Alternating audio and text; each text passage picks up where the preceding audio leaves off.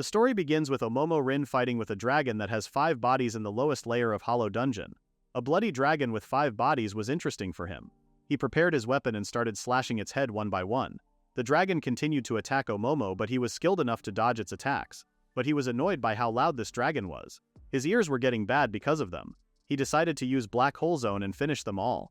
This skill created lots of magic circles and struck the dragons at the same time. After striking them all, it absorbed their bodies, making them disappear. With this win, Omomo assumed it was time for his level to increase. Just as he expected, his level increased and he was now level 9,999. His physical attack, physical defense, magic attack and defense were all at peak. He was pretty happy to reach the long-awaited level cap. It was worth spending years leveling up, even sacrificing sleep, looking for good grinding spots and collecting materials to strengthen equipment. This was more difficult than any game he had poured himself into before. He was so happy about the level increase that he forgot about the material drop after killing the dragon. Looking at the materials, he was happy to receive the Bloody Dragon's magic eye. He wondered how much reward he would get from the Dungeon Management Ministry.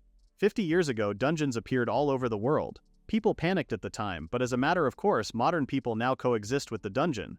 Within dungeons, people could only use magic and skills. Because there were valuable resources not found in the outside world, nations were providing support for explorers. Exploration was life-threatening, but this dungeon exploration was incredibly interesting for a game addict like Omomo. No matter which SNS or bulletin board he looked at, he had never heard of such a thing as a level cap. He had reached the limit, so he wondered what lies beyond this. The system informed him that he could now acquire extra skills. From now on, his level would no longer increase even if he defeated monsters, but if his experience reaches a certain amount, he could learn extra skills. And now he can acquire teleportation skills as an extra. He wanted to try it out right away, but it was getting late and he had been at it continuously since 6 a.m. today. He really didn't want to go to school tomorrow, but he had no choice, so he went home and slept early. The next day at school, Onizuka, Omomo's main bully, asked him for 10,000, saying he needed money. He yelled at him to hurry up and hand it over or he would kill him. Normally he should probably resist him, but if it could be settled with money, there was no problem for him. His savings were already in the hundreds of millions or billions, so he had no problem giving a pathetic bully some of his money. It was a bother to use effort for anything other than dungeon capturing, so this was fine. Onizuka grabbed the money from him and punched him in the stomach for fun. As he collapsed to the ground, he told Omomo to be glad that this wasn't a dungeon. If it were, he would have put a hole through his stomach. The other students kept bullying and making fun of him for giving money to Onizuka. Meanwhile, Omomo was thinking about how much better this was than a monster's attack. Onizuka's friend approached him and said he watched the live streaming he did with Corius yesterday. Onizuka responded that he received a collaboration offer from him. The students were all amazed by him. Currently on video sharing sites, the hugely popular dungeon streams, explorers are doing live streams while killing monsters. And as far as he knew, Corius was a famous influencer who gathered fans there. Apparently Onizuka reached level 30 there. He said his skill was Fist King, so even famous people didn't leave him alone. Yesterday's stream already had 50,000 PVs and he claimed that it was blowing thanks to him. It seemed to be a system where income was generated by the number of PVs. More than that, it seemed like hunting S-rank monsters was more likely to earn money. Omomo stood up and went to his seat while thinking about trying out that new skill he had learned. While people kept talking about the dungeons. After school, his first job was to go back to the lowest floor and try that skill. He had 5 available skills and teleportation as an extra skill. He could sort of imagine it from the words, but he didn't really understand how to use it. He wanted to confirm his abilities, but he heard a scream, so he stopped. He was shocked because he was in the lowest layers.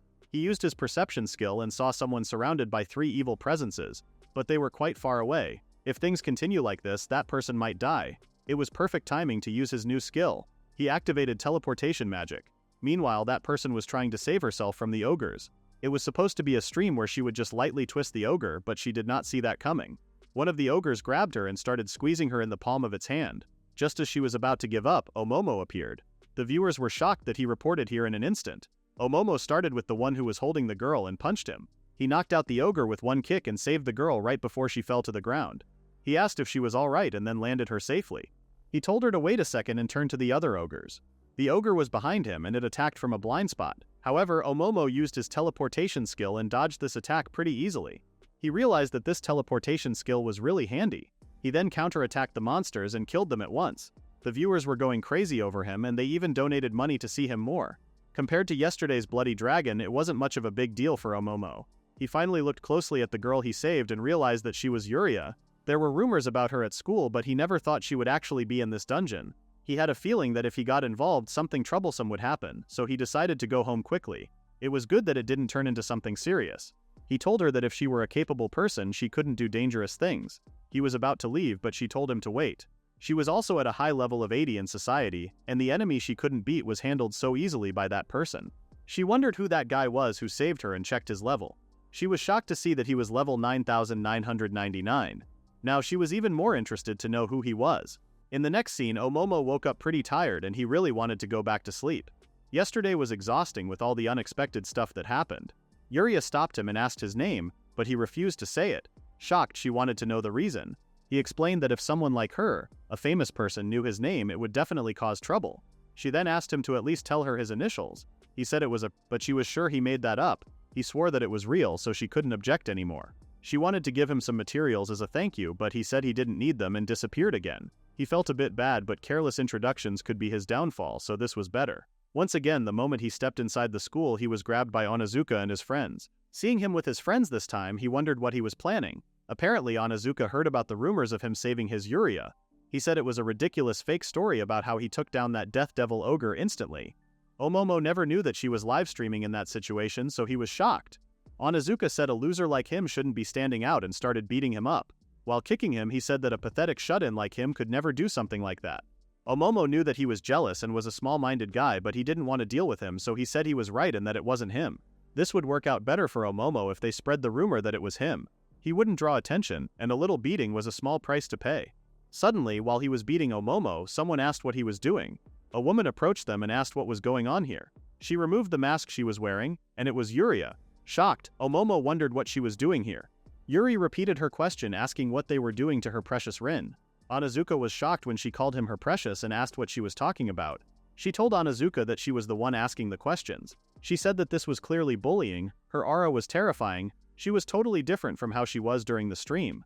Omomo could feel that this was going badly, so he told Yuria that he was fine and there was nothing to worry about. But Yuria blushed and was touched by how kind he was. He tried to say it wasn't about kindness, but it didn't seem like it would work on her. If this keeps up, the get beaten up on purpose to lower suspicion strategy wouldn't work, so he started panicking. Onizuka started screaming that there was no way some shut-in freak like him saved Yuria.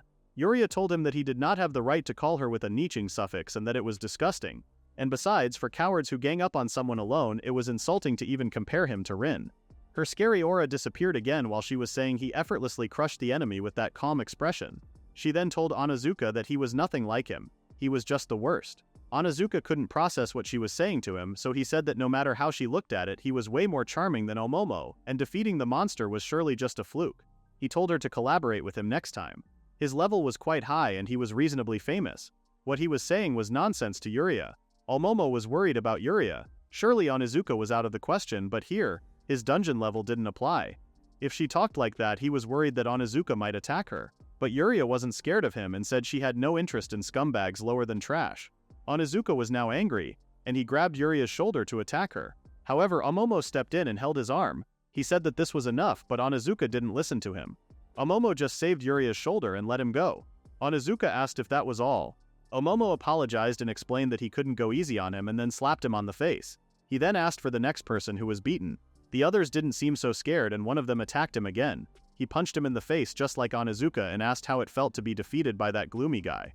They were all surprised by his sudden powerful attacks, but they didn't stop approaching him, so he beat everyone one by one. After they were all on the ground, Omomo hoped that it was over, but then Onizuka came and he was holding a knife. He also reminded Omomo that his big brother was part of the Yakuza and he wouldn't get away with it.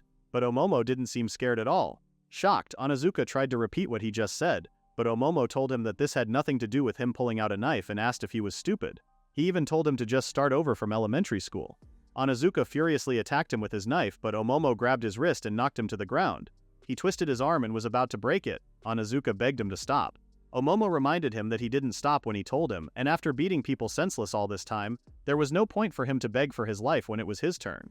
Onizuka realized that he couldn't stop Omomo, so he asked Yuria for help. Meanwhile, Yuria was streaming to him to show his actions and pathetic display. He was long past the point of being saved. Omomo told him that he didn't defy him because he was afraid. It was just a hassle and nothing more. He broke his arm and knocked him off after that sentence. Yuria was shocked and asked why he didn't fight back before if he was that strong. He responded that an ordinary peaceful life mattered to him the most. After that they went to a park, and Yuria patched him up.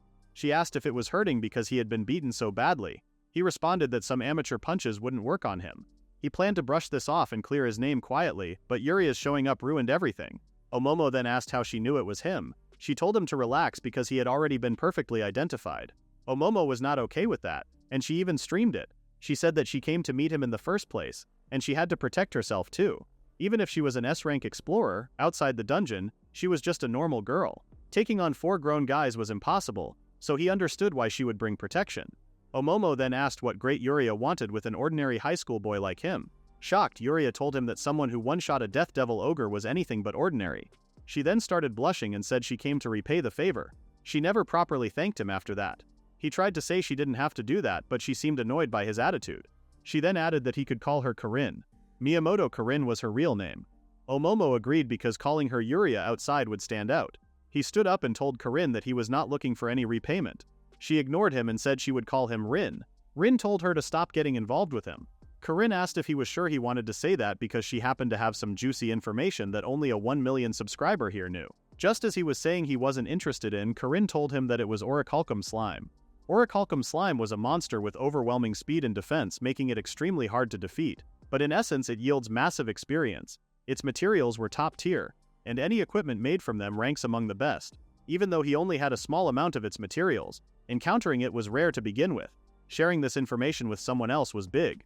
Karin told him comfortably that they were spawning in large numbers in the West Cherry dungeon. She said she told only him and hoped that it would help. She wanted to meet with him after school, but he brushed her off and thanked her for the useful information. Karin was still attracted to his cold attitude. In the next scene, Omomo Rin went to the West Cherry dungeon. His level was already capped, and if he gathered the strongest equipment here, he would be undefeatable.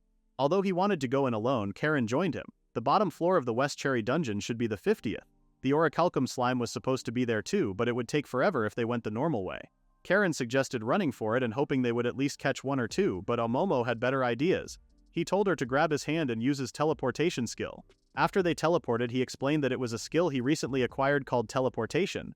Right next to them they saw so many Orichalcum Slimes. Their defense was so high that you normally can't deal any damage, but that didn't matter to someone like him who was already maxed out. He grabbed her hand and said they were heading to the next spot. Corinne finally confirmed that Rin was stronger and cooler than anyone she had ever met. Now she was absolutely sure of it. She wanted to get stronger too. She was aiming to become a girl who was worthy of being by Rin's side. Rin attacked the slimes they encountered again, but one of them ran away, so Corinne told him to leave it to her and used her absolute zero ice magic. She was a lot better than he thought, and he couldn't help but tell her that. She said she had 10 million subscribers. They continued to defeat slimes one by one and took down all of them. There were so many of them that they were worn out. When Corinne checked her status, she saw that she was already level 150. Even for an S-rank explorer, level 20 was usually the limit. And this was all thanks to Rin. Rin told her that it was because of her information that they were able to hunt this many Orichalcum Slimes. She still said it was thanks to him and that she was so glad she met him. Rin told her that she was overreacting and checked his status to see his new extra skill. He received a skill called Magic Reflection. He wondered if it meant he could reflect magic attacks back at the opponent. He would just have to test it out in the next battle. That was already his second extra skill. All that hard work taking down hundreds of Orichalcum Slimes really paid off. But the thing he was most curious about was definitely the materials. He checked them, and there were so many materials. When you defeat monsters in a dungeon, you get reward money and materials based on the enemy's strength. The precious jewel in particular was a rare material with an extremely low drop rate, and he got 17 of them. That was quite a haul, which means he only had one material left to have the World's End magic sword. This magic sword was a weapon that could only be crafted after gathering 100 different types of incredibly rare materials, but he still had no idea what those final materials were. Besides, the name World's End was bothering him. He had no idea what that was supposed to mean, but with these many required materials there was no doubt it was a legendary weapon. His goal was to finish it and make it his. Suddenly he heard Karin scream.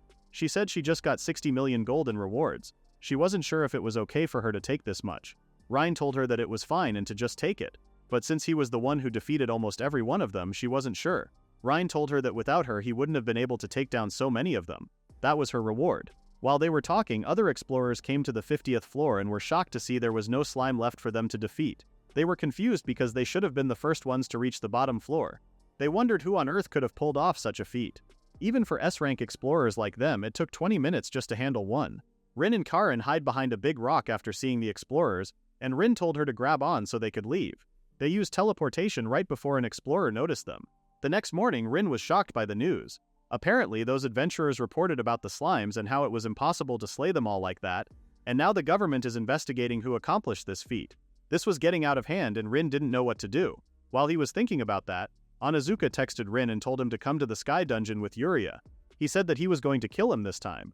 Come to think of it, Onizuka and his lackeys haven't shown up to school since that incident. After all, the footage of him attacking with a knife was streamed to 10 million people. He thought the police would have made a move by now, but he hadn't heard a single word about that.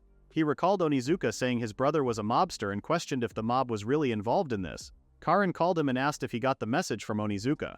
He said he did and asked if she got one too. Apparently he was having a duel with Omumo, the Sky Dungeon, tomorrow at 10 p.m., and he wanted her to stream it to the whole country. Rin told her not to come and stay somewhere safe tomorrow. He explained that there was a high chance the mob was involved in this, and outside the dungeon she was just a normal high school girl. Karin told him that this was the same for him. She knew he took down Onizuka and the others outside the dungeon, but he was still a high school student just like her. He told her that he would be fine and that he would handle this on his own. Before he hung up on her, she screamed that she was in love with him and that she didn't want to lose him. She said she knew she could be blunt, but he was more considerate of others than anyone else.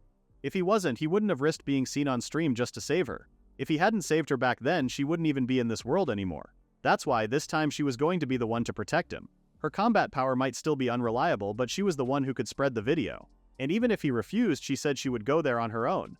Rin realized that there was no way to convince her, so he said fine. In exchange, he asked her to stay by his side when they were outside the dungeon. The next day, Rin went to the Sky Dungeon and faced Onizuka. Onizuka said he couldn't believe he had the guts to show up. Rin asked if his shoulder was already healed. Onizuka told him that, unlike a commoner like him, he had doctors around him that he would never even meet in a normal hospital. Rin then asked Yuria if the stream was ready to go, and she confirmed it. She put out 4 phones to capture every angle. Onizuka told Yuria that he was way stronger than Rin, and he was going to make her realize that right now. He said he would show him something interesting, and started doing something. He said he was level 50 now. Rin was actually surprised because unless he knew about a perfect hunting ground, there was no way he could have jumped 20 levels in such a short time. On top of that, there was no way he could have fought monsters while injured, which means there was only one possibility. He used a massive amount of juice from experience. Experience juice was a drink that granted experience. In lower level brackets, drinking just 1 bottle could result in a level up. It was extremely rare and very difficult to obtain. Onizuka thought he was scared since he figured he used experience juice. The viewers also figured that he was still rooting for Rin. Onizuka told him to come on and bring it on. Rin noticed that his mouth was as big as ever. This time he decided to fight him with just this one finger. And if he breaks this rule, he is going to give him the win. This made him even more furious. Onizuka made the first attack with his weapon, but he lost sight of Rin when he swung it and was thrown away by Rin's finger. He didn't give up and told him not to get cocky as he jumped on Rin, but this time Rin shattered his sword with just one finger again. Shocked, Onizuka was stunned. Rin told him that with his attack power he can't even scratch him. People thought Rin was level 3, so they were shocked that a level 50 guy was losing to him. Onizuka kept attacking him with all he had while screaming. His weapon was now useless after a one-finger attack from Rin. Onizuka collapsed and was too worn out to even make another attack. Rin told him that there was no way he could beat him with something like that. However, Onizuka started smirking because he was using fireballs behind Rin, thinking he had let his guard down. He said he leveled up and learned a new spell. The fireballs didn't end with that and they kept coming at Rin. He said he had a crazy talent for magic, and he could mass-produce fireballs.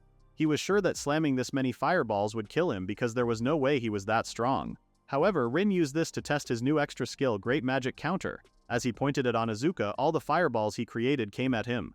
Everyone was shocked. After that attack, Onizuka was on the floor, and he could barely lift his head up. He said he would never forgive him, but Rin couldn't care less about his forgiveness. Karin came and informed Rin that the stream went perfectly. While Karin was complimenting Rin, he noticed that Onizuka was still smirking, so he sensed something was happening and told Yuria to get down. Bombs started raining on them. Onizuka did this to make them die together. Rin grabbed Yuria and used the teleportation skill to go back to the dungeon entrance. He put down Karin and asked if she was okay. Before they could catch a breath, they saw a bunch of dudes waiting for them. Rin immediately figured that the duel back there was just baited to lure him out here. The real killing ground was here. The man acknowledged Rin's smartness. After seeing how he one-shotted the testable ogre in that video, they figured they didn't stand a chance inside the dungeon, so they forced a fight out here instead. They said that this was all on his big brother's orders, so he didn't need to take it personally. A man came out of the dungeon with Onizuka on his back and said he was fine. Going this far over some brat wasn't exactly dignified, but now his crew was involved in this, so he told Rin to give up and die. Karin told Rin to forget her and run because the situation was bad. Rin told them that they would better be ready to bet their lives on this. They obviously didn't take him seriously and thought he was trying to act cool in front of a girl. The bald musclehead said he didn't need to worry that much because they were both headed to the afterlife together anyway. As he threw his weapon at Rin, he stopped him with his bare hands and asked him again if he was ready to bet his life. He grabbed the man by the throat and started choking him with only one hand. He was actually mad that they really thought they could beat him just because they were outside the dungeon. They were 100 years too early for that. He punched the man in the face and threw him to the ground. Everyone was shocked. They heard he had good battle sense from training in the dungeon, but he was way too strong for them. Back when Rin was little, his father taught him the secret to how to fight. He had a knack for it, and he was sure he would surpass him in no time. Rin didn't want to fight at all and just wanted to play with his friends. His father told him that he knew he was a kind kid, but as the son of a Yakuza boss, living an ordinary life wasn't easy. All he wanted was to live peacefully like everyone else, like a laid-back normal person, but he couldn't have that even when he was a kid. Rin wanted to make it clear that he was going to be fighting while protecting her, and they still wouldn't be able to land a single scratch on him. They pissed him off, so they were going to regret it at the very bottom of hell. Seeing his bloody eyes, the gangster men were sure he was not just some normal civilian. They tried to convince each other not to chicken out and reminded themselves that he was just a kid. They all attacked Rin simultaneously, but he knocked most of them within seconds. Karin wasn't questioning who Rin was anymore. She was questioning what Rin was. Rin told them that they had zero real combat experience, and at this rate, other gangs would walk all over them. They seemed triggered and told him that he was just some book-smart rich boy. Rin told them that compared to monsters, they were at a baby level. And what they were saying about being a rich boy was true, and they were losing to that rich book-smart boy. Triggering them worked, and they all attacked him again. Rin took out his knife and slashed them all one by one before they saw him coming. They couldn't believe they were losing to some punk. Rin told them to relax because he avoided the vital spots. More importantly, he wanted to talk about how they had been covering for Onizuka. He said they were the ones pulling strings and asked if they were in bed with some politician or something. The man said he didn't know anything, and there was nothing he had to tell him. But when Rin grabbed his head and hit him on the ground, he told the man to just answer. The man started laughing and told him that Big Bro Haba was going to get here, and once he did, he was done for. He said that Haba was crazy strong and he was already as good as dead. Before Rin could ask about Haba, a knife was thrown at them, so he grabbed Karen and dodged it. A man with one eye said his moves weren't bad. He kept attacking Rin with a knife. From the first moment Rin counterattacked him, he figured he could handle himself a little. He then noticed the scar on his face and confirmed why he was strong. He knew him when he was a little kid. When he said he still had that scary face and called his name, Haba was shocked. Karin asked if they knew each other. Ren explained that Haba was the one who raised him in his father's place. Shocked, Haba asked if he was Rin and was confused as to why he was here. He then looked at his men on the ground and Rin explained that they were the ones who had picked a fight with him first. Haba was shocked that they picked a fight with Rei-sama. He called them an idiot and asked if they even realized who they just messed with. The guys on the floor were still confused as to what was going on. Haba told them that this man was the son of boss Kamasuyama. He was the blood-soaked silent one, Rei Omomo. Everyone was shocked that they had just tried to kill their boss's son. Judging from how things looked, Rin assumed it should be fine now. He still told Karin not to leave his side because they never knew what might happen. He couldn't blame her for being scared. Rin asked Haba what was going on, and if he was secretly funneling money to politicians for Onizuka's sake. Haba explained that this was something done by a subordinate group. The Kamasuyama family wasn't directly involved. He figured that much. He asked why politicians were even moving. This was getting too big. That was actually what shocked them too. He couldn't say it too loudly, but there was a strange tension hanging over the whole organization. What's going to happen from here on out was a big question mark for them too. That was weird because Kamasuyama was one of the top syndicates in Japan. For an organization that big to be making blunders like this was odd. Haba bowed to Rin and apologized for his incompetence. Rin told him that it was fine, and more importantly, he just asked him to stop backing Onizuka, just seeing his face pissing him off. Haba explained that they never really wanted to help him to begin with. It wasn't much of an apology, but Haba asked about some black market items they got from the Dungeon Management Ministry. He heard that Rin was putting a lot of effort into dungeon exploration. Rin confirmed in his head that they were really in bed with the government too. That experience Juice Onizuka was using must have come from the Dungeon Management Ministry as well. He told Haba that he didn't need it and that it was all dirty gear anyway. Haba corrected him that they weren't dirty gear and he was sure he would like them too. More importantly, Rin was curious about his old man. He asked if he was doing okay. Haba seemed excited and said he was absolutely okay. When he watched the video of him and Onizuka, he was screaming. Rin realized that he hadn't changed at all. His father doted on him like crazy ever since he was a kid. Even though he always scared his subordinates half to death, he was always super soft on him, which means he couldn't see him ordering his death. He didn't know what this bad feeling Haba mentioned was about, but there might be some kind of trouble inside the organization too. Haba said he would send him some black market items he would like another day. He had also heard about the money Onizuka took from him, so he was going to have his older brother take responsibility for that.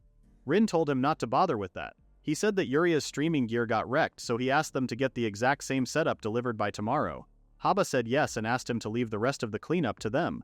After that they started walking away from the dungeon entrance, but Yuria didn't say anything. He couldn't blame her because finding out the guy chasing her was tied to a dangerous organization would freak anyone out. It had always been like this. Whenever people learned about his family, they didn't want to be friends with him anymore. He would try to convince them to play with him, but they would run away. Everything happened so suddenly, they changed how they acted toward him and started running away. So before he knew it, he started obsessing over becoming normal. He stopped getting close to people and just escaped into games, spending all his time exploring dungeons. All he did was curse the way he was born and live an empty life where he avoided other people. He apologized to Karine for scaring her. He assumed she understood that he was not the great guy she thought he was. They got out of this mess in one piece this time, but he didn't know when she would get dragged into something again, so she should cut ties with him too. Nothing good would come from staying with someone like him.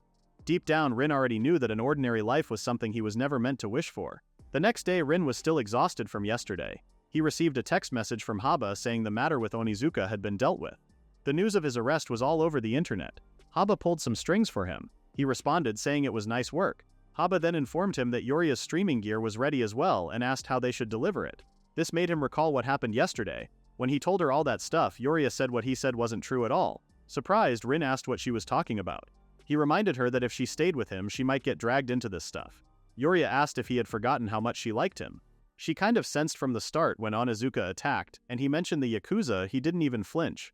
On top of that, even when he pointed a knife at him, he still looked totally calm. She wasn't surprised at all. She thought Rin was a cool person after all. Rin was about to object to her again, but she hugged him and told him to stop trying to shoulder everything all by himself. Because she knew that he was actually really kind, and she fell in love with that side of him. She didn't care if people said she was reckless or called her an idiot. She just wanted him to let her stay by his side from now on too. First thing Rin thought was how weird she was. Everyone else tried to avoid him, but she kept coming closer no matter what. Even in a situation like this, she still wanted to stay by his side. Maybe ever since he was a kid, the thing he had always wanted so badly was something she had finally given him, he thought. Rin told Haba to send the gear to him and went to school. At school, everything changed. People kept greeting him and thanked him for his hard work. Everyone was clearly scared of him, so he figured they saw the stream. A girl approached him and thanked him. She was getting bullied too, and thanks to him, she was free now. Rin figured that with all the uproar over Onizuka's assault case, bullies couldn't act out so easily. He told her not to worry about it and that he didn't do anything. He said that she finally got away from those losers and from now on she could live however she wanted, to her heart's content. In the end, he was in the spotlight all day today. A car approached him when he got out of the school, and a woman asked if he was Ryo Momo. Rin was confused and asked what she meant. The woman approached him and said that it was from the boss. He wanted him to put those useless students in their place and show off a little on purpose. Rin was shocked and questioned what the hell his father was thinking. The other students who saw him with that beautiful woman assumed she was his girlfriend. They realized that he lived in a totally different world from them. Rin was once again frustrated that his peaceful ordinary days were over. Rin asked if this was about those black market items Haba mentioned. The woman said it was and asked him to get in the car. He had to get in and still cursed his father for doing such a thing. They went to the building's basement, and Rin started scolding Haba. He screamed at him that he just wanted to live a normal life and he had to go and wreck it. Haba apologized for all of it and mentioned the black market items. Rin told him to just spit it out already. He said that the vice minister of the dungeon management ministry wanted to meet him. That was way beyond annoying to Rin. Haba told him he wouldn't like it, but after watching his video where he one-shotted the Death Devil Ogre, he absolutely insisted on meeting him. Haba thought he could become a very useful connection for him, so he would really like to meet him if possible. Although he hated the idea of meeting that man, he knew that if Haba was pushing this hard, it must be an important meeting for the organization too. Rin asked if he understood what going this far meant. He said yes and explained that the vice minister was a reasonable man. He was sure he would offer him a good return as well. After he agreed to meet him, the door opened and an older man greeted Rin. He said that he had eyes far too sharp for a high schooler. This man was Shinji Ijima, vice minister of the dungeon management ministry. They shook hands and Ijima told his attendants to hand it to him. They gave him a card, so Rin said he didn't have a business card or anything. Ijima said this was a phone number he could use to dodge police investigations.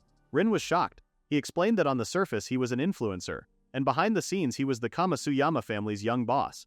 There was always a chance he would get caught up in some kind of trouble. He could probably fight them off, but Japan was very sensitive about those sorts of incidents. He was going to arrange things so that no unnecessary investigations would start, and if the police show up, he just asks him to call that number. For someone he had just met, this was way too much, so Rin was sure there was more to this. Rin stated that if he was giving him something this big, then he had something really important to talk about. Ijima was surprised by how perceptive he was and said he might be the one who needs to be on guard here. Haba said he would show him the other black market items. A giant book opened in front of him. They had Taming Tomai level 1. Using this lets him obtain a new skill. In this case, it seemed to be a skill that lets him command monsters. Rin was shocked because he didn't know that he could receive the skill just by using the item. He only managed to use an extra skill himself not too long ago, and on top of that the ability was Taming. Sure, it was a pretty standard ability in games, but he had never heard of a dungeon explorer who could actually command monsters. The next one was a Phoenix Feather. If he died inside a dungeon, this would revive him once with his HP fully restored. Revival items were extremely rare, so he was sure this would be useful to him. That was a total cheat item, so Rin was even more surprised. Haba had other powerful items prepared as well. He asked him to take his time and choose whatever he liked. He had decided to take the Taming Tomi after all. Ijima asked if he was sure. They didn't know how strong Taming actually was as a skill. He didn't really care about that. It was exactly these unknown skills that gamers find so romantic. Ijima seemed surprised that he deliberately chose the unknown one instead of picking one of the obviously strong items. He really didn't seem like a normal high schooler. He then wondered what level Rin was. Haba responded that Rin had always been strong, but he had never actually asked him his level. Rin stated that he wouldn't mind telling him, but if he told anyone, he would actually kill him. Haba seemed intimidated, unlike Ijima, since he wasn't aware of how serious he could be. He showed them his status screen and they were shocked. They were sure that this was impossible. Ijima found him magnificent and said his eye for people wasn't wrong. Rin wanted to ask him something. He asked if he had ever heard of the World End Sword. He noticed it had suddenly appeared among his weapon crafting candidates, but no one seemed to know it. He was trying to craft that weapon, but no matter how much he searched for it, he couldn't find the last material. The materials were Bloodstained Dragon's Evil Eye, Death Mage's Staff, Divine Fate Dragon's Reverse Scale, and Orichalcum Slime's Supreme Jewel. Since the Dragon Management Bureau had information that ordinary people didn't, he thought Ijima might know something. He had already gathered the other 4 materials, but he didn't know what the final materials were. Ijima responded that he had never heard of it, and even the name of the weapon was new to him. Rin was upset that he didn't know anything about it. Ijima mentioned that he received an interesting report from a staff member. Inside dungeons, sometimes non-items could turn into items. People's feelings, firm decisions, things like that could crystallize into gems and become items. Even he, who seemed to know dungeons inside out, didn't know that, so it might well be some kind of special item. Rin was satisfied with this information. An attendant came and informed the vice minister that his next appointment was about to begin. Ijima didn't notice how fast the time passed and told Rin that there was a reason he entrusted him with black market items. He had a favor to ask. In the next scene, Rin was walking out of the place to go home. He was thinking about the favor Ijima asked him. He didn't want to get dragged into a mess, but he did get something out of it. While walking, he noticed that he was being followed by Corinne. He turned to her and asked if she followed him all the way here. She panicked and acted like it was a coincidence. She said she was doing some night walking herself. Rin didn't care and just handed her new streaming equipment. Getting his account back was a hassle, but she would have to forgive him on that part. Karen thanked Rin for the equipment and noticed that the bag smelled like him.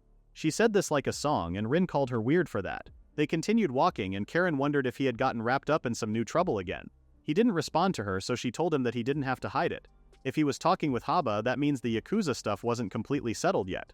She was right, but he wasn't actually a gang member, and he didn't plan on actively getting involved in this mess. The moment she heard that, she suggested using her channel. A streamer who dives into the dark side of society was pretty cool. Rin tried to object to her, but she said it was decided. Rin wondered if she even listened to what he just said. Rin was still in disbelief that even after learning where he came from, she still linked her arm with his like always. She really was a strange girl. Whatever this feeling blooming in his heart was, he still didn't understand it. But at the very least, he didn't feel like running away from here anymore. Meanwhile, there was breaking news. In Kasumi Gaseki, Tokyo, they had received reports of multiple suspicious individuals appearing. All suspects were said to have vacant, unfocused eyes. The next day, Ijima called Rin. He was surprised that he called him at this hour. He wasn't sure about opening the call in a public place like this, so he hesitated. Suddenly, it was announced that there was a possible terrorist threat in this area, and they asked him to evacuate to a safe location immediately. The students started panicking because the civil protection sirens started ringing. That alarm only sounds when the country is facing an emergency. The teachers told the students to get inside the school and take shelter quickly. Rin opened the call and asked what was going on. Ijima figured he knew what had happened and informed him that things were worse than he expected. Given how serious this was, he was going to keep it short. They were the target of this attack, the Dungeon Investigation Bureau. He asked if he remembered what they had talked about the other day about the gang members. Ijima told Rin that he was almost certain now that within the Dungeon Management Ministry, the Dungeon Investigation Bureau was secretly involved. They compile information on newly appearing monsters, map out dungeon structures across Japan, maintain communications inside dungeons, and so on. They were the organization that investigated everything related to dungeons, and he was saying that the Dungeon Investigation Bureau caused that incident behind his back. They were still looking into it, but he was almost sure. Rin asked Haba if those subsidiary guys Onizuka's brother weren't actually their boss. Haba said no and explained that they should have been nothing but low-level grunts. That's why he couldn't understand why the government was protecting Onizuka. But based on what Iijima was saying now, it sounded more like the Dungeon Investigation Bureau approached Onizuka's brother first. Iijima said this was highly likely. Just a short while ago, tests on the thugs he defeated showed traces of drugs. Rin asked if he meant stimulants. They didn't know yet, but tracking the source of those drugs led them back to the Dungeon Investigation Bureau. They were probably using gangsters as test subjects to carry out some nasty plans. This was getting big, but Iijima said he might be the key to cracking this case. On the phone, Rin told Iijima that he didn't think they would come at them this openly. One of their staff members who was investigating the bureau had completely dropped out of contact since yesterday. For them to break the law and attack like this means that they were hiding something, and it was probably some secret about dungeons they were deliberately keeping from them. While talking, Rin noticed a man trying to choke a student. Rin wondered why a cop was here, but when he saw his face he was sure he wasn't a cop. Oddly, the man mumbled something about him. Their numbers increased and they looked like monsters. Rin jumped from the fence to save the girl before it was too late. The other cop monsters started shooting their guns at Rin, but he dodged all of them. He appeared right in front of the one who tried to shoot him and killed him with one punch. He then grabbed the cop's gun and told the other one to take his hands off her. He then shot him right in the arm that was holding the girl. He told the girl to get inside the school and take shelter. She thanked him while running away. Rin checked his bullets and asked the cop monsters if they were ready for this. He said that he would kill anyone who made a suspicious move. They didn't seem to understand what he was saying to them, and kept approaching him. As if the cop monsters weren't enough, some thugs with motorcycles appeared behind them. Rin wondered if they were from the Kamasuyama family or some other group. But seeing them rolling out with the whole squad, Rin figured that those bastards from the Dungeon Investigation Bureau really wanted him dead. He checked the gangsta people's faces and they all looked exactly like the cops, as if they were monsters. Black smoke was coming out of their mouths and they were having a hard time talking. There were too many of them for Rin to shoot them all. There were armed cops with guns and now the Yakuza too. In a dungeon he would be fine, but he wasn't sure if he could take this many on alone in the real world. He thought about what to do as they all approached him. Suddenly, students with bicycles started coming at them. They ride their bikes right at the monsters and decrease their numbers, and their leader seemed to be the girl Rin saved. Shocked, Rin asked why she came back. They heard what he did and how he saved that girl, so they joined the fight too. Rin told them to run away because those people weren't the kind they could beat. They knew that, but they didn't want to be bystanders anymore. They didn't care if they were seriously hurt. They kept turning a blind eye while he suffered all alone, and this time they wanted to protect him. Rin was shocked because for the first time in his life people chose to stay with him even though they knew how dangerous he was. Rin called them idiots because there was no way he could let them get badly hurt at this point. Everyone started giving their all to defeat those people. Meanwhile, that girl who was bullied like Rin was streaming his bravery to the whole country. If calling the police wouldn't do anything, then at least she could do this. While fighting, Rin noticed that they were clearly targeting him specifically. He wondered if this was the effect of that drug. He decided to just draw them all to him. He told the students that they were going to time their attacks with his. There were 5 on the right and 4 on the left. Rin just waited for them to jump on him. In the last second, he jumped away and gathered them all in one place. The students then started beating them all at once, and after a while it seemed like they took them down. The students were shocked that they were able to do that and started celebrating. They said that Otomo was insanely strong. His plan was amazing too. But Rin didn't seem like he was relieved. They asked what was wrong. Rin started walking away and told them that he wasn't sure he could protect them this time. The students were confused as to what he was talking about. Even more cops were approaching to kill Rin now. Rin told the students that the next round was not going to be a game, so they must run away. Shocked, the students asked if he was going to fight them alone. He said that they had done more than enough and they could leave the rest to him now.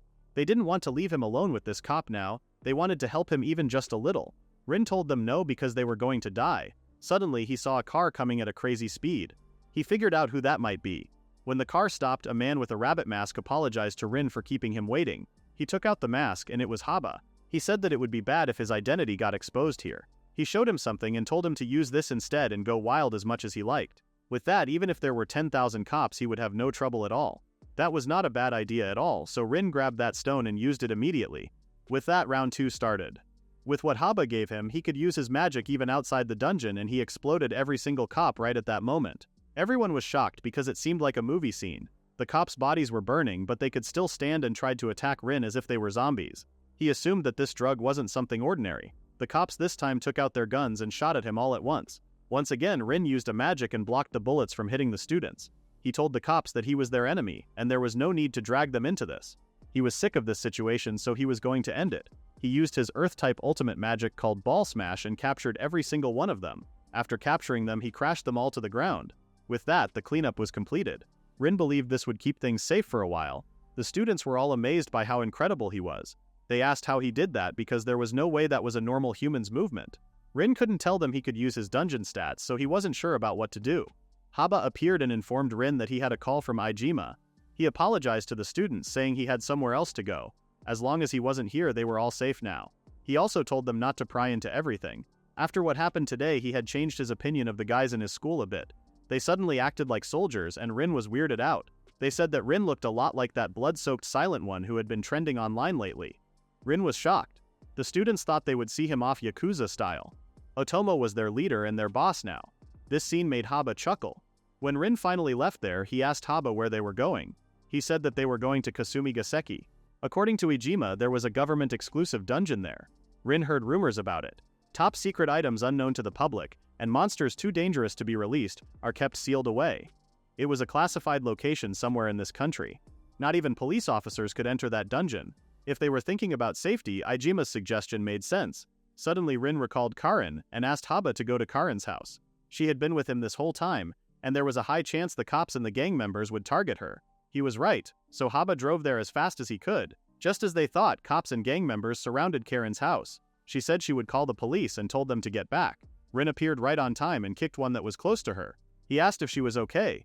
Karin was so relieved that she started crying her eyes out and hugged him. Rin told her that it was okay now and told her to look out because they were shooting. One of them had a submachine gun. Confused, Karin asked what this was. Rin told her to get in the car because it wasn't the best time to explain now. At the car, Rei explained what was going on and she was shocked. Rei stated that they wanted him to be gone.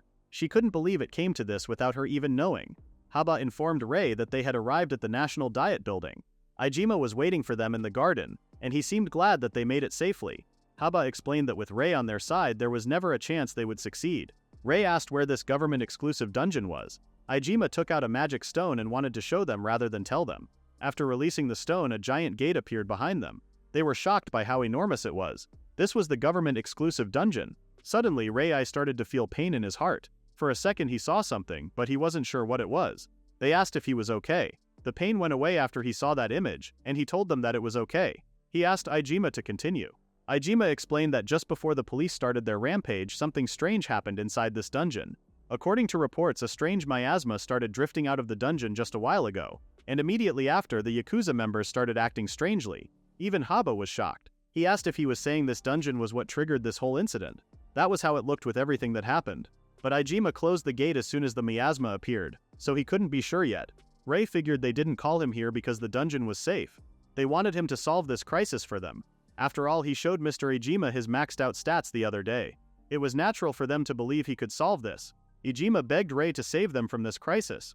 Rei responded that he would do it, but on one condition. He asked them to make the person credit with clearing the dungeon Karin instead of him. Karin was puzzled. Ijima figured out why he wanted this and said he would accept his term. This was for the best. Saving the world was a job for a hero of justice. He was born the son of a Yakuza boss and he had lived his life in the shadows. All he wanted was to keep on living his life as a normal high school student, but he saw them. The ones who regretted their actions and charged the Yakuza and the police, knowing full well the danger. Even after learning he was the son of a Yakuza boss, Karin accepted him. Even for someone like him, if he had found a reason to fight, then he had no choice but to give it his all. He was ready to go into the unknown. As the gate opened, they entered a place that was a lot different from any other dungeon. Confused, everyone looked around to figure it out. Rei noticed that those blocks were moving in a set pattern, so he guessed they were supposed to jump from one to the next to get across. Haba had never seen a mechanic like this. Karin looked closely and said that it was a pretty long jump, and when she checked underneath the blocks she was in an endless black space. Panicked, she screamed that there was no way she could do this. Rie was just thinking about using his instant teleportation though. Ijima told Rie that this space itself was completely different from other dungeons. This was the real reason it was designed as a government-exclusive dungeon, so its structure was fundamentally different from a normal dungeon. It made sense that the items they could find here would be different. Ijima added that when this dungeon was first discovered, an official excavated something that looked like the dungeon's name. It was Lendius Dungeon. Once again, Rei had that sharp pain in his heart. Rei was puzzled as to why this was happening. This should be his first time here, but he felt like he had heard that name before. Worried, Haba asked if he should get a doctor. Rei told him that it was fine and there was nothing to worry about. He asked Ijima what he meant when he said he excavated the name. He responded that according to the official they found a stone slab with that name carved into it. He couldn't get in touch with him now, so his current whereabouts were unknown. Rei was nervous to see what was waiting for them, and why was his body having such a strange reaction to all of this. Rei promised to do his best to protect everyone, but still warned them to stay on their guard in case something unexpected happens. In the following moments they fought different kinds of monsters that they had never seen before. The others slowed the monsters while Rei made the last attack to defeat them. When they killed it, Rei mentioned that he had never seen this monster in any other dungeon. Suddenly Karine noticed that it had started raining, and after a few seconds she started to feel dizzy. Rei was feeling the same thing and questioned if this was a status ailment. He looked at the sky and saw a witch. He tried to run away, but the status effect was making him sluggish. The witch seemed like she was enjoying them running away for their lives. While she was laughing, Rei used his power and made her fall from her stick. He used his magic attack reflection. If he didn't have this skill, that would have been bad. Karine was so glad that he was okay. Haba mentioned that he might have died if that had been him. Their levels were around 30 or 40. Rei told them not to let their guard down yet. The boss's area was just ahead and they needed to stay sharp. Karen reminded Rei that she was level 150 and that she would definitely protect him. That was certainly reassuring. After a while they finally arrived at the boss's room gate. Somehow the design on this door felt familiar to Rei, even though this was his first time here. They opened the door and Rei saw the image he had been seeing since today. The boss seemed like he had been waiting for them. It was the second demon, Fegnia Jugnant. Rei was shocked and asked who the hell he was. Fegnia told Rei that they were actually comrades and called Rei Lendius. Rei was shocked and felt the sharp pain again as he asked what he was talking about. When he closed his eyes he could see a memory, but it had nothing to do with him. Confused, he was about to go mad because of this situation. Haba asked Fegnia what he was doing to Rei. Fegnia started laughing and asked Rei if he was starting to remember now. He assumed Rei felt something was off. Even if he had been cooped up in the dungeons all this time, his level had been rising abnormally fast.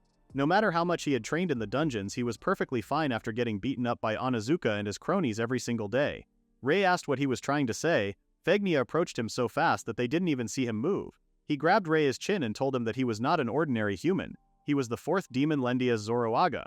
He was a demon ordered by the same great lord demon as him to bring about the end of this world. Karine attacked Fegnia with her spear and told him to stop talking nonsense. She told him that Rei was Rhea and he wasn't some demon. Haba agreed and told him that he was the young master of the Kamisu Yamagumi. He had nothing to do with the likes of him.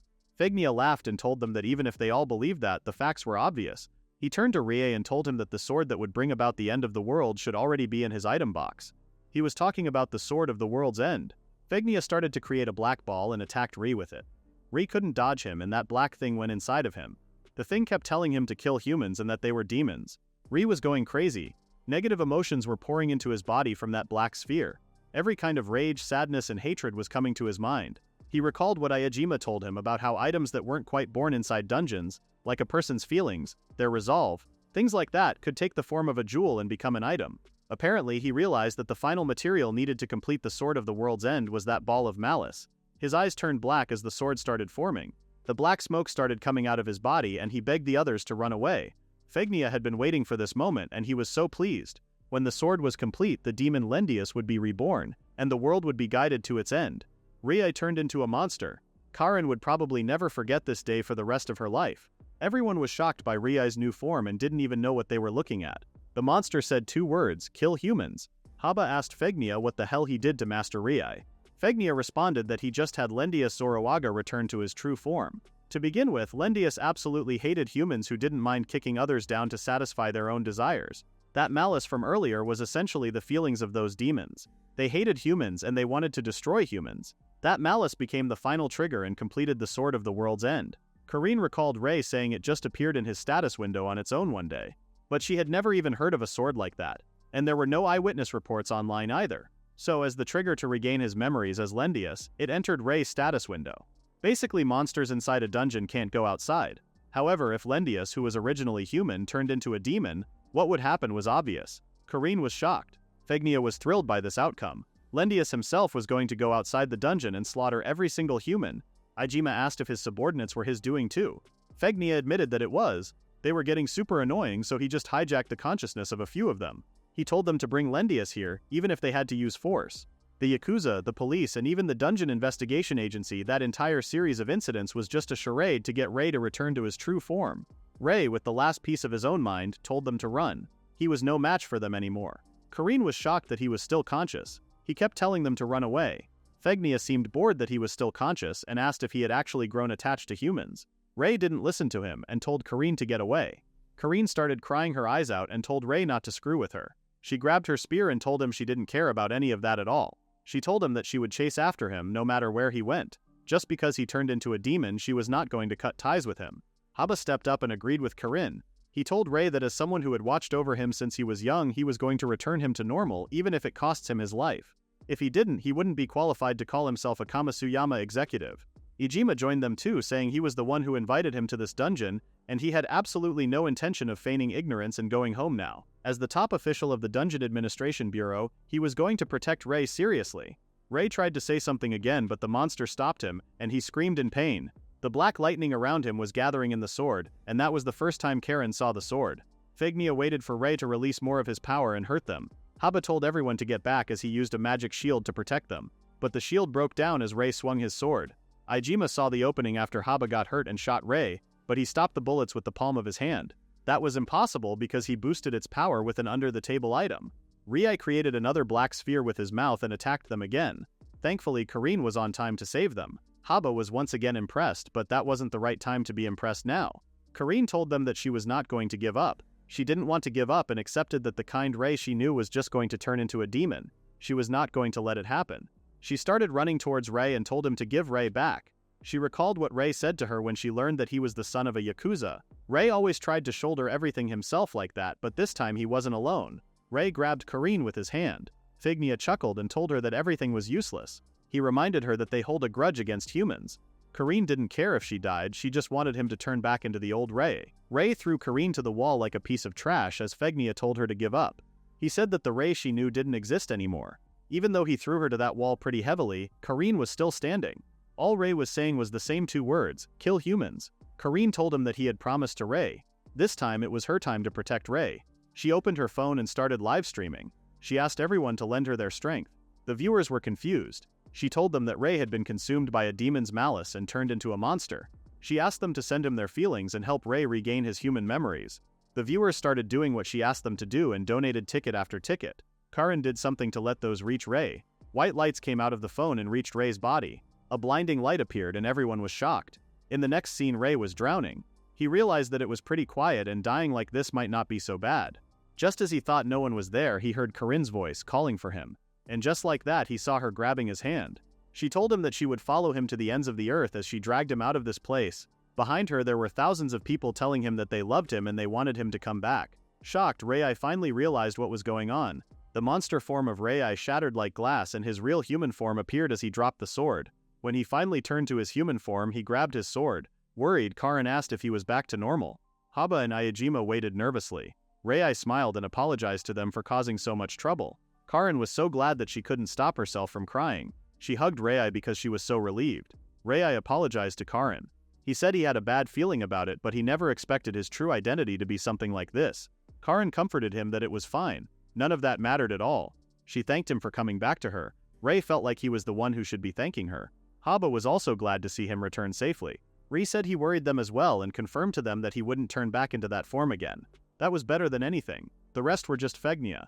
Fegnia was shocked to see what was going on, and he was also puzzled. The grudge and obsession they had built up over many years disappeared with Karine's livestream. Rei told Fegnia that his time was up. Hijacking the police in Takuza and planning to plunge all of Japan into danger was unacceptable, and Rei was going to end it right here. Fegnia started laughing at him. He said that he had grown too accustomed to the human world and it seemed Lendius had adopted some naive ideas. He said he would have to drag him back to Dimension Zero by force and fix him. He told Rei to give it up because he had reached the max level, but they were being high and bound by the concept of levels in the first place. He who had withered into a human form could absolutely never defeat him. As he started transforming into a bigger monster, an earthquake happened. Haba told Rei that this was bad news. He suggested fighting together and finding a way to win, but Rei refused immediately. He said that this was not going to be necessary. He used the power of the sword and gathered as much power as he could. After that, he unleashed the second power with the demon's power that brings both creation and destruction. Fignia was shocked and asked what this was. Karin just thinks he looked pretty cool. Fignia told him that he didn't care about him. who had been seduced by humans. He was going to take him back later and slowly give him a lecture. He created illusions of himself to confuse Rie. He deceived and befuddled his opponents, wiping out entire armies without ever lifting a finger himself. The second demon, Fegnia Ugnant, was the one who created the 7 pillars that rule Dimension Zero, and was a specialist in illusions. Manipulating masses of humans like he did this time was exactly his specialty. That was precisely why he was granted the rank of demon. Fegnia told him that if he thought he only had illusions, he was wrong. Rie was shocked when he saw him materialize the illusions.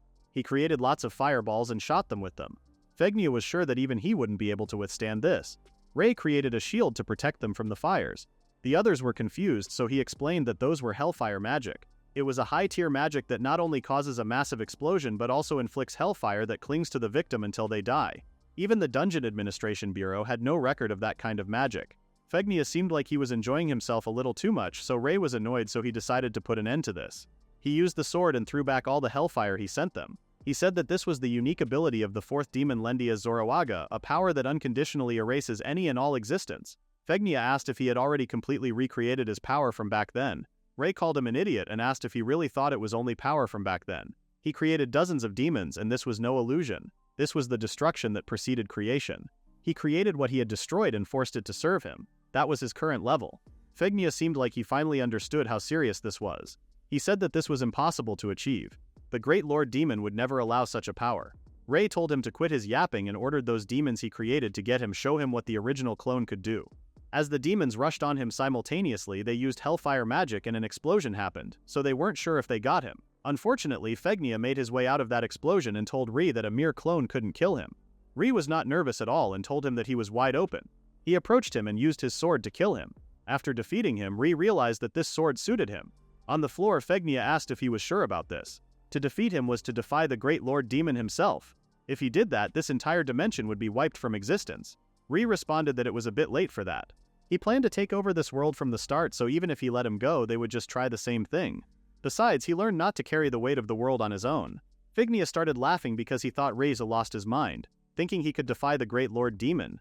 He told Rie that even this whole mess was nothing more than the prologue. Rie told him to just shut up. He was not who he used to be. Beyond the hate, beyond the resentment, he found the light. With that, he made the last attack and slashed his neck. They asked if it was over, but it wasn't. His memories told him there were still 8 powerful demons serving the Great Lord Demon. Until he defeated every last one of them, there was no rest for Rie. Suddenly, he collapsed to the ground and had a hard time breathing. He said that even if it was technically his own power, channeling the power of a demon through a human body took a toll. Karine hugged him very tightly while sobbing. She was so glad that he was okay. Rie asked her to be gentle with the hugging, but she couldn't help it, because she was nothing without him. For the first time, Rie hugged her back and called her a weirdo again. In the next scene, Ijima's phone started ringing, and it was the minister. He picked up the call and informed them that they had successfully defeated the root of all evil. He continued talking with them, and something he heard shocked him. He said he understood it, and he would begin the investigation immediately. When he hung up, Rie asked what was wrong. Before he informed them, he warned them to try not to panic. This was just a preliminary theory, but starting from the police and the Yakuza attacks, all the way to the broadcast in the Lendia's dungeon, regarding this entire incident, it was possible that the public's memories had been lost. Specific details were gone. It seemed the only thing widely known was that Rie and Karin defeated some sort of great evil. Shocked, Rie asked what he meant, but Ijima was as puzzled as they were. Everyone seemed to be going about their daily lives as if nothing had happened, but according to reports, despite such a massive disturbance, the police, the Yakuza, and even the security cameras, all data and memories from that time had completely vanished. Suddenly, Rie started recalling memories of Lendius again. Someone asked him if he was going to the human world. They seemed surprised that Lendius was asking them to erase his memories as a demon. Rie was shocked. Karine noticed that he dozed off again, and asked if he was okay. He said it was nothing. Someone named Izaki came, and Ijima suggested starting on the processing as soon as they got back. It looked like they would be pulling all-nighters for a while. Izaki laughed and agreed with Ijima, but Rie sensed something from that man. Ijima said that was one heck of a tough enemy this time, and Haba said it was thanks to Izaki, the boss, that they were saved. Karine seemed oddly excited and thanked Izaki for this, but Rie figured out what was going on and told him that he was just as twisted as Fegnia. He asked Izaki what his goal was by altering their memories. Karine and the others were confused and asked what he was saying. Izaki told Rie not to be angry. He said it was their way of saying hello. The moment he snapped his fingers, everyone started hearing a deafening sound except Rie. He asked Izaki what the hell he did. He told him not to worry and explained that he was just putting their memories back to normal. He lit up a puro and said it was good. Old man here had lived 2,000 years and it was the first time he had been this moved. He then asked him if he had a cigarette on him. Apparently they can't get this lively flavor back in the other world. Ri remembered him and said he hadn't changed a bit. He was the first demon, Eddie Arofan. Confused, Karine asked if this person was not Izaki. Ri explained that like him in the past life he was one of those who hold the title of demon. He was a bastard who altered people's memories however he liked and reshaped the world to fit his whims. With that power he buried the previous first demon and the one before that into darkness. The previous one received a false order from the Great Lord Demon and went to another world, never to return. The one before inexplicably went mad and was killed after rebelling against the Great Lord Demon. Idia told him not to be so on guard. He asked him to seal his memories, knowing exactly who he was. He was pretty crazy himself. Besides, he cast a memory alteration spell on him earlier too. But it didn't work on him at all.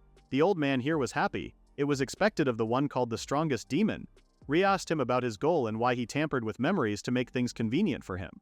Edia asked if he had forgotten their code. They generally obey the Great Lord Demon but their individual actions are free. As long as they didn't go against the Great Lord Demon's objectives they could basically do whatever they wanted. So he just did that for him. They were best friends back in the day. Rie didn't seem to believe that. Edia approached him and told him to be careful. The Great Lord Demon predicted ages ago that he might have a change of heart. He didn't care about something as small as this. But if he ever seriously went against his will, he was going to be killed. Ray told him to mind his own business. Edia started his teleportation magic and Ray asked if he was leaving.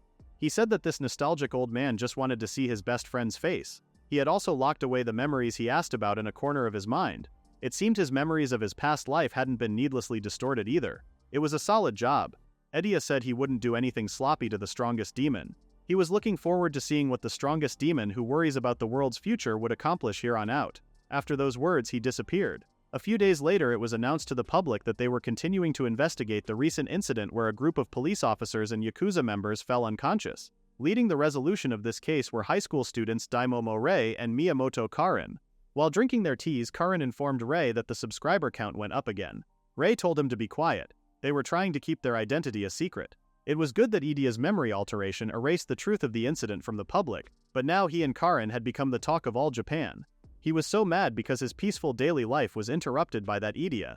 Karin wanted to stay together until late at night because it was Saturday, and then her face seemed oddly happy. She asked him to come over to her house today. Rei was shocked when she asked him that. She told him that her family was all out today, so there was no need to worry. But that was not really what he was worried about. With that, he found himself in Yuria's apartment. She prepared a feast for him. Rei was shocked that she had prepared all this by herself just for him. He started eating and was amazed by how delicious it was. She was so glad that he liked her cooking. Rei accidentally thought she was a little cute. While eating, he asked if this was her streaming room. She said it was her actual house. He thought she would have a bigger house with that many subscribers. He asked if her parents were always out until night. She seemed upset and explained that she didn't have any family. Rei was shocked. Karine then stood up and showed him a picture of them. She said that they left her behind and walked out. Back when she was little, her parents were fighting a lot. Her father cheated on her mother with another woman named Hanako, and he wanted to leave them to have a new life with her. She saw her mother cry her eyes out as his father said he didn't care about them. Crying, she asked her father where he was going. She was worried that they were fighting because her grades were bad. She promised to study harder from now on and get the perfect scores, but her father ignored her and left them. Her father was completely obsessed with his mistress, and he never came back. After it was just she and her mother. They were poor but they supported each other and were happy in their own way. But 2 years ago she returned home from school and saw her mother's new boyfriend. Her mother showed her new clothes, saying he bought them for her. She had decided to leave this house and marry him. She was leaving her 3 months' worth of living expenses and expected her to survive on her own after that. Shocked, Karine asked if she was throwing her away. Her mother told her that she raised her this far and that was enough. She had been working hard for her sake all this time, so she was done working for her now. With that, Karine lost her mother too. That's why she was so desperate back then. She thought that if she became a famous streamer she could make money. She worked part-time to buy streaming gear and did anything that seemed like it would get views. And then before she knew it she had 10 million subscribers. Rei realized that she was really something else. Karine mentioned that becoming popular like this didn't make her happy at all. Having her mother and father come back would have made her 1,000,000 times happier. That's why she wanted him to never leave her side. She approached him and said that she would do anything. She then kissed him. Rei was shocked. He grabbed her arm and told her to stop this. Karine asked him if he didn't have those kinds of urges. Rei told her that this was way too sudden, no matter how they looked at it. He told her to just relax because even without forcing something like this he had no intention of leaving her. Puzzled, Karine asked what he meant. He grabbed her face and kissed her on her forehead. They were both blushing after this move. Ray told her that it didn't suit his nature to let her take the lead all the time. Ray continued to eat, but he was still thinking about how strange Karine was. Karine asked why he thought that. He responded that she hadn't lost her memories of who he really was and what he had plotted in his past life. He asked if she wasn't scared that he might turn back into that form and attack her again.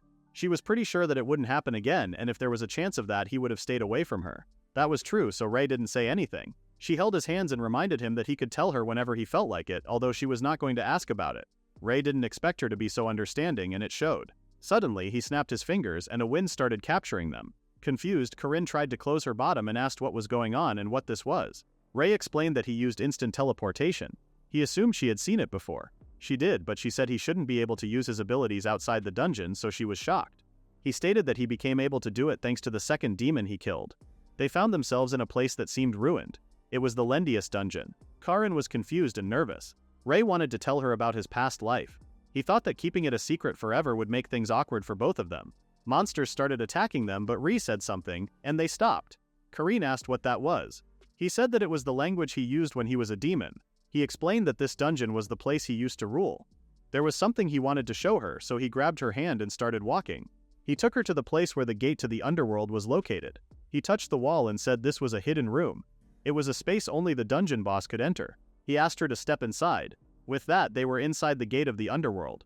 A long time ago, the center of this gate used to glow. If they passed through it, they could go to the underworld. The fact that the light was gone meant it was closed intentionally. Karine asked if that was the Great Lord Damon's doing, but Ray didn't know. But from their perspective, there was no telling what he might do in his current state. So sealing the entrance just in case was not a mistake. He said that the dungeon world was basically the same kind of dimension as the underworld. That's why, unlike Earth, it had game-like abilities and minerals that didn't exist here. 50 years ago, dungeons started appearing on Earth. It was all to establish gates on Earth and conquer it.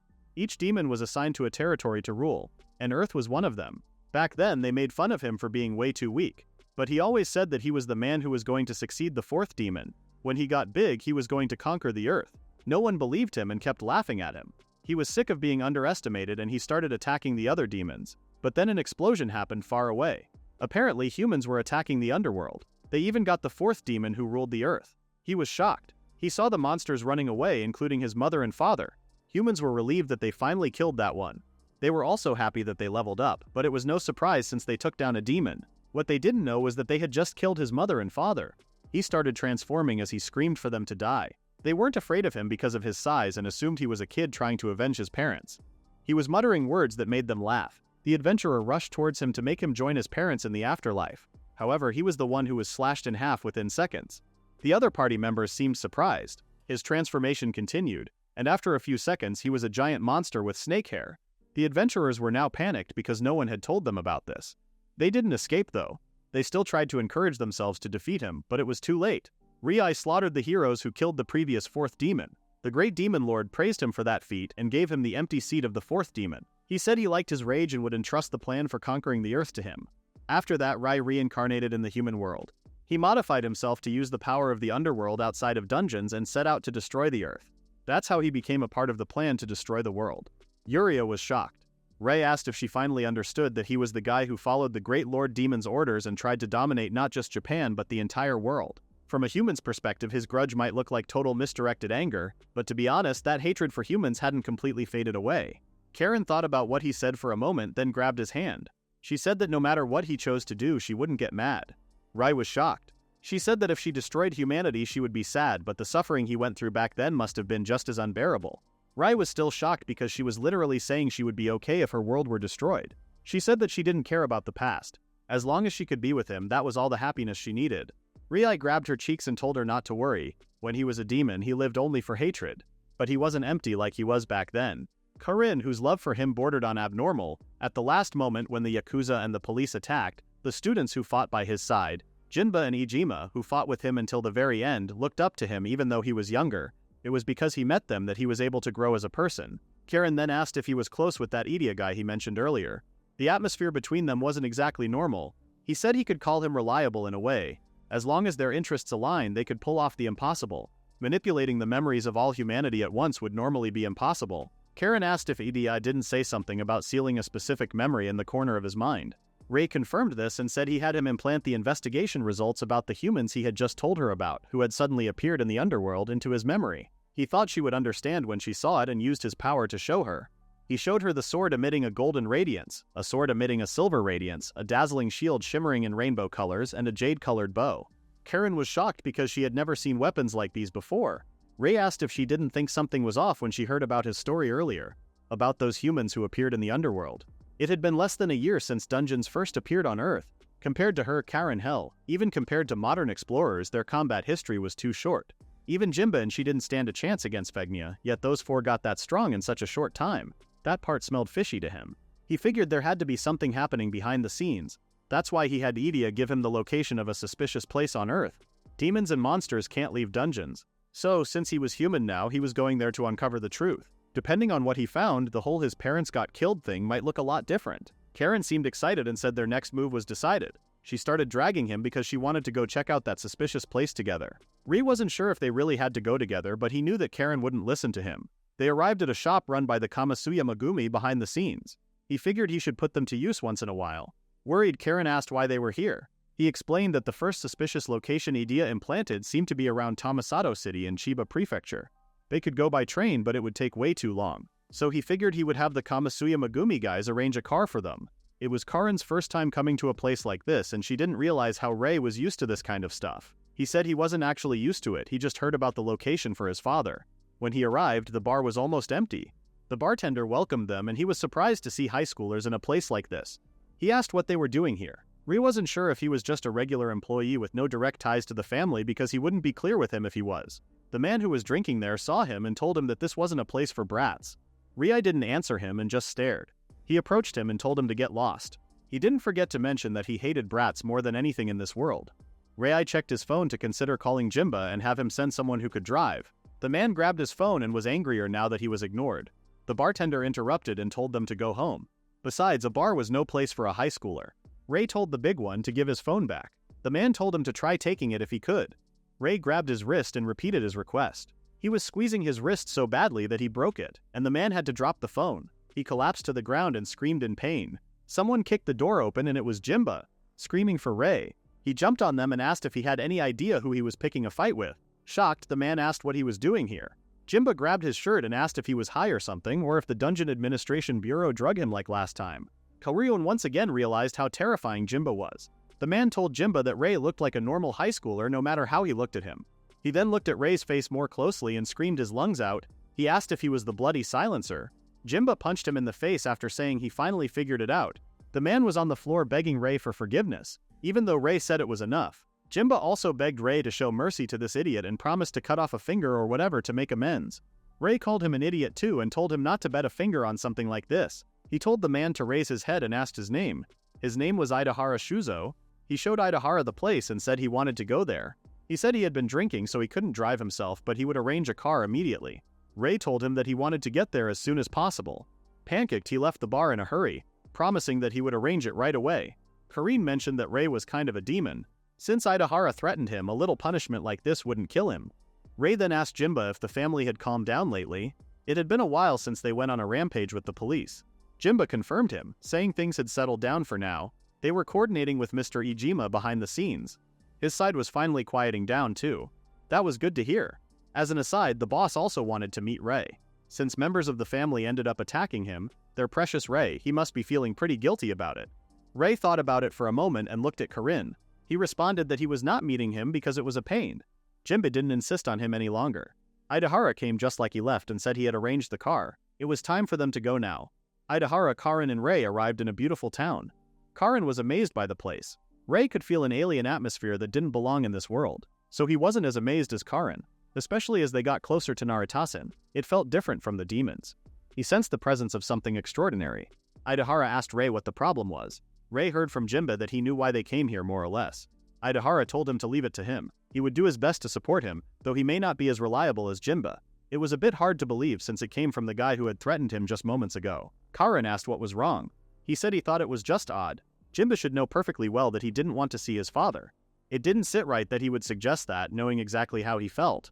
Karin assumed his father was just worried about him. Unlike her parents, his parents seemed to truly love him. Reed didn't want to hear that. It was gross. They went to the source point and Ri could feel the disturbing presence even stronger now. Karin asked if it was okay for her to stream this. Ri asked if she really wanted this. She said there might be someone among her listeners who knew about this dungeon. Ri told her that it would be a pain if other explorers saw them, so she must start the stream somewhere out of sight. They broke the chains of the entrance and walked inside. Karin changed her clothes and started the stream.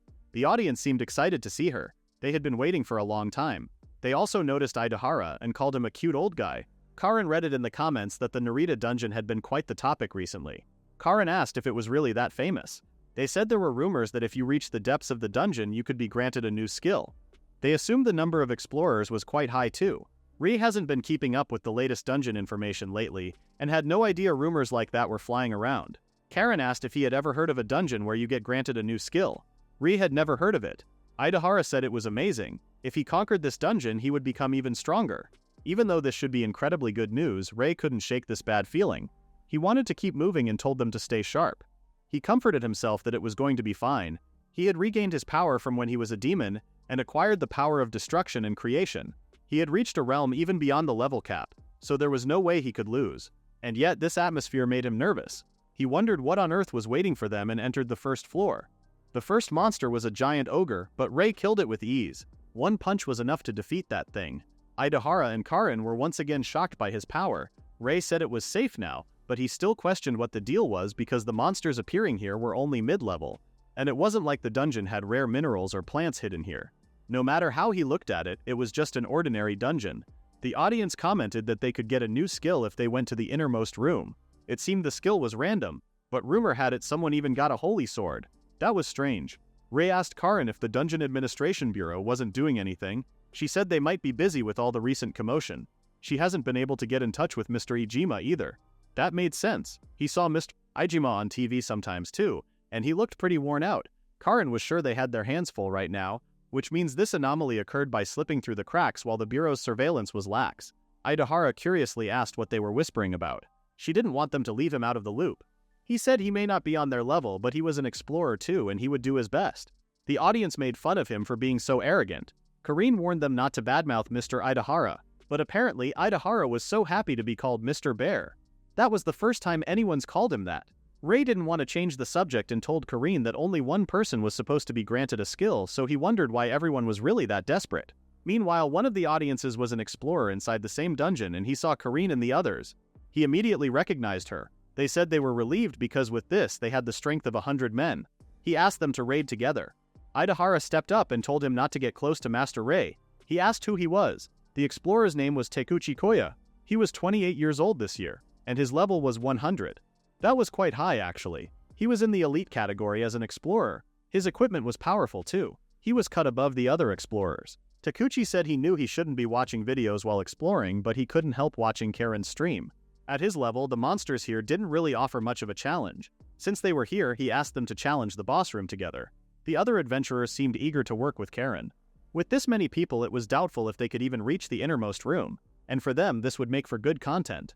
Ri figured that this guy just wanted to make a name for himself. With these many explorers rushing in, he was right that gaining a skill was uncertain, so at the very least he wanted to appear on Yulia's stream and broadcast his name to the world.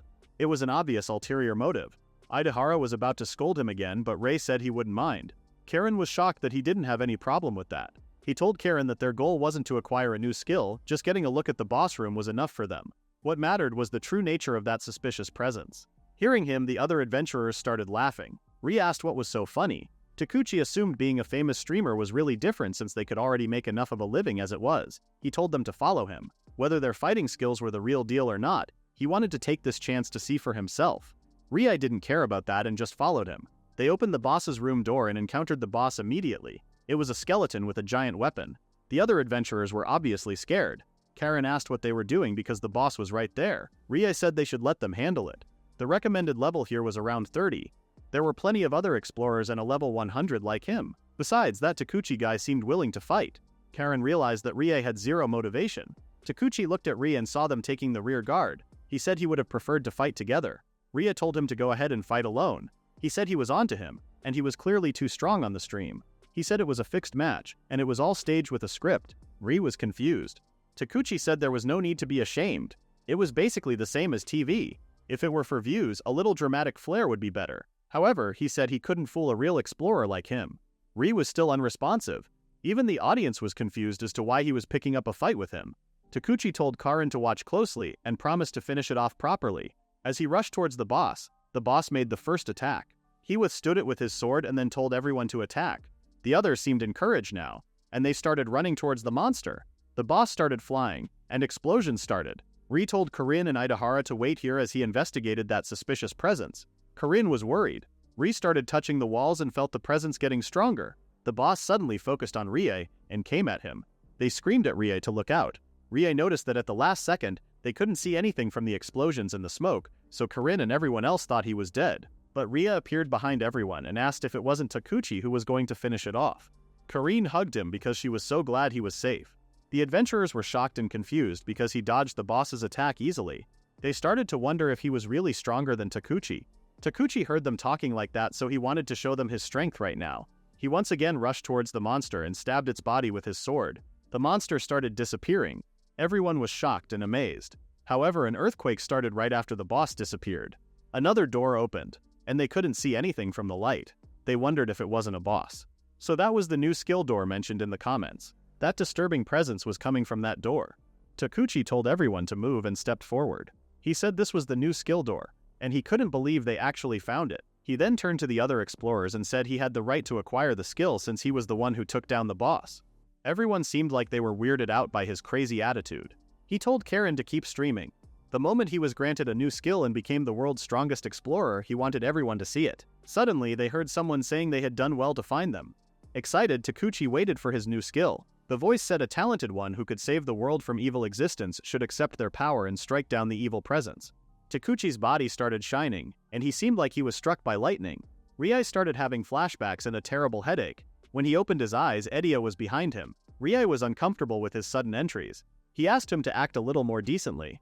Edia told him not to say such things. He came here out of worry for his precious friend. Karin was surprised to see him, and Idahara was confused. Edia told Ray to watch out. The great demon lord was one thing, but he should consider himself standing in one hell of a predicament right now. Ray asked what he meant. Edia told him that he was going to find out soon enough. He was neither on the great lord demon's side nor the creator god's side. That ambiguous position was going to plunge him into further crisis. Karin told Edia not to say such confusing things. Ri was struggling with all his might, and he didn't have the right to interfere with that. Edia didn't want her to say something so cold. He only came all the way here because he was worried about his old friend. In other words, he came to protect them. Karin was shocked and puzzled. Ri definitely remembers hearing Creator God in his past life. The Creator God who sought to bring order to the world, opposing the demon gods who seek to dominate many worlds. Hero and demon king, angel and devil, good and evil. Just as there were 7 pillars of demon gods, there were 7 pillars of creator gods, and ruling over them was the great creator god. In the underworld, such beings waged a bloody war against each other. Edia said the humans who appeared in the underworld back then weren't just ordinary humans. Just like this time, the creator gods interfered with the earth and lent their power to humans, and that incident occurred. In other words, his parents' enemies were the very creator gods speaking right now. Ria was still calm. He said he was the 4th demon who tried to destroy the world. He was the natural enemy of the creator gods and a key suspect who tried to destroy humanity. He stood in front of Ijima Shinji and said he never thought he would turn into an enemy. Ijima, with a bunch of other people from the bureau, seemed relieved that Rei finally noticed. Karin asked why he did that. She said that they defeated Fegnia together back then. He responded that even he felt it might be a bit too ruthless, but his profession was first and foremost with the Dungeon Administration Bureau. He managed dungeons, and if there was any harm poised to befall the Japanese citizens, he dealt with it strictly. That was his job. And if Rei was an existence capable of destroying this world as the Dungeon Administration Bureau, he could not simply leave him be, for the sake of the creator gods who had been secretly providing them with under-the-table items for some time now as well. Karin said she cannot allow that. If the listeners find out about this, they would be done for. Ijima said they had already taken countermeasures. They contacted the platform and had her stream temporarily cut off. Rei was surprised by how prepared he was, but that was exactly why he climbed to the top as vice minister. Edia smirked at Ijima and said he said plausible things, but he was quite the nasty gentleman. Knowing he can't beat Lendius with pure strength, he seemed to have prepared another countermeasure, and out of nowhere more people appeared. Idihara was shocked to see that person. The person who arrived was no other than Ri's father. He greeted Ri and Ri said he had come to take him in too. He called him old man, but then recalled the time he had spoken to him and changed it to his full name. Karin was also shocked to see Ri's father. Ryoga said he heard the gist. The recent disappearance cases involving the police and the Yakuza were the doing of the demons. He told Edia that he was Rei's father, but before that he was the head of the family. After having things go this far, he couldn't just back down. Though he wasn't convinced about treating Rei like a pawn to shake things up. Ijima explained that it was a give-and-take relationship. Rei realized that his father was the same shitty old man as always. It had always been like this. Even when he said he didn't want to be involved with the Yakuza, even when he said he wanted to live a normal life, he forced family members to guard him. Rather than his son, he always cared more about the family. That was the human known as Daimomo Ryoga. Ryoga told Rei to get caught quietly. He didn't know much about demons, but getting arrested was an everyday occurrence for them. He would pull strings for him later. Karine stepped up and told the Yakuza man not to be ridiculous. She said that Rei hadn't done anything wrong. Rei noticed that Edia wasn't using his powers, which means he couldn't. He confirmed Rei and said the greater god's power was blocking him. As they were talking, Takuchi transformed into a monster-like creature and everyone in the boss room could feel the creator god's power. Ijima took out his gun and pointed it at Rei to make him surrender. Enhanced by the creator's go, with this many combatants, even he can't slip through this situation. Ryoga told him not to think he could escape with instant teleportation. He didn't need him to tell him how powerful the Kamisuya Magumi's encirclement net was. Rei knew that this was definitely a troublesome situation as the Dungeon Administration Bureau and the Kamisuya Magumi were joining together. Edia started laughing because this was a masterpiece. For beings called creators to be manipulating humans with a power similar to Fegnia's. He couldn't tell who the bad guy was anymore. He said he would lend Rei a hand and suggested teaching them the terror of a demon right here and now. Rei asked Edia if these creator gods had power equal to that of the demons. He said yes. In terms of pure combat power, it was 50-50. Thinking back, that attack was an experiment, to see how much power they needed to lend humans to make them equal to demons. In other words, they were conducting an experiment to destroy demons while staying in the safety zone. It was a pretty sickening story. Ijima remembered Ediria from when he messed with their memories. Ediria told him not to point such a scary thing at him because he was getting old and wasn't good with loud noises. As he snapped his fingers, Ijima's men from the bureau started acting like zombies again and attacked Ijima. Edai said he had no choice but to manipulate their subordinates. Ijima knew he was in trouble. Edai said that fighting by himself was tiring at this age. He appeared right in front of Ijima and threw him to the wall. Rei complimented Edai for being a crafty guy. He thought his memory manipulation wouldn't work in here. Edia didn't know what he was talking about, but it was more convenient if they thought that. Same as always. Edia had a nasty personality. But with that, Rei could leave that side to him. He needed to deal with his father right now. Ryoga said they need to settle things between them now. Idahara interrupted them because his duty was supposed to be protecting Master Rei. Ryoga told him to stop barking at every little thing, and if he were his subordinate, he must think properly about what he should be doing right now. Rei was confused as to why he was siding with Ijima. He responded that subordinates using drugs and that rampage the other day was all a setup. The biggest Yakuza group in Japan was dancing in the palm of the mastermind's hand. If that gets out, they won't be able to survive in this world. They act because they were Yakuza, even if it meant opposing his own son. Rei found him boring. In short, it was to protect his reputation, and that was exactly the answer he expected.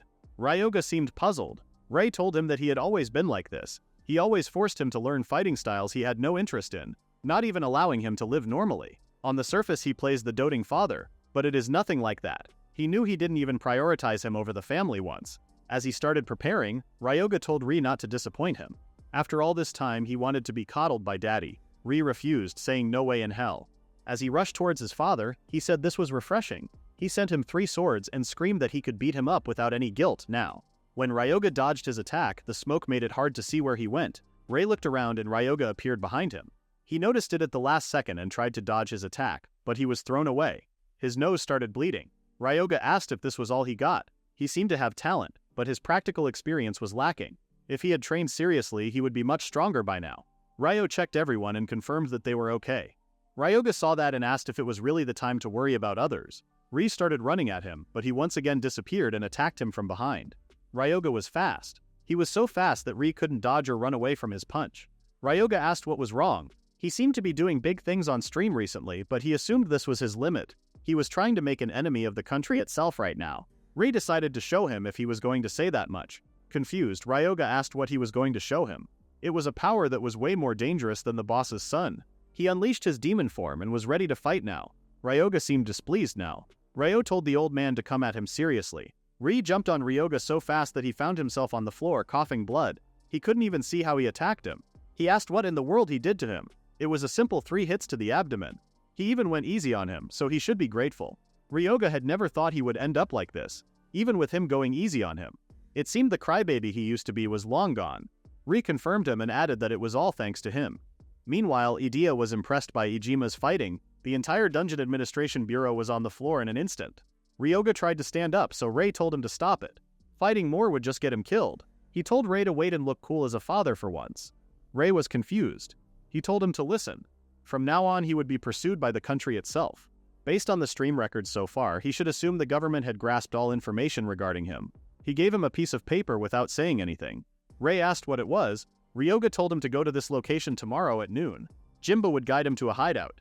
Confused, Rei asked what heck is Oz. Getting marked by the government was an everyday occurrence for them, so slipping through their surveillance was easy. Rei called him a moron and asked why he picked a fight if he was intending to hide them. Ryoga admitted that he was testing him. If he couldn't beat him alone, he would just end up getting caught immediately anyway. Ijima heard him and said he wasn't really honest. Ryoga thought he was dead, but Idia could erase the staff's memories with his ability if they heard them. He said he could though, with the creator god's interference he couldn't guarantee it. He thought they were going awfully easy on them, but they just never intended to eliminate Rei from the start. That was right, they weren't that wicked. But it was true that the country saw him as an enemy.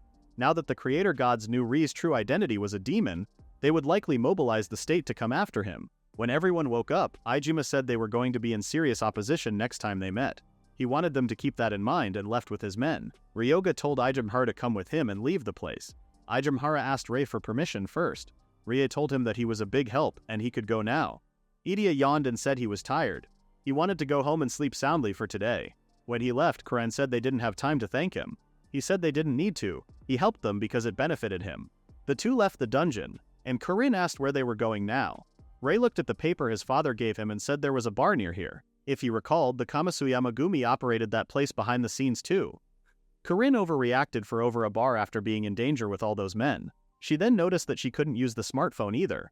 Rei confirmed her, saying the Dungeon Administration Bureau would detect them. Not being able to use a smartphone in this day and age was super inconvenient for Kuren. Rayla told her to stop complaining and started walking. She started to see it as a chance to talk to Rei more, and it didn't seem so bad after that.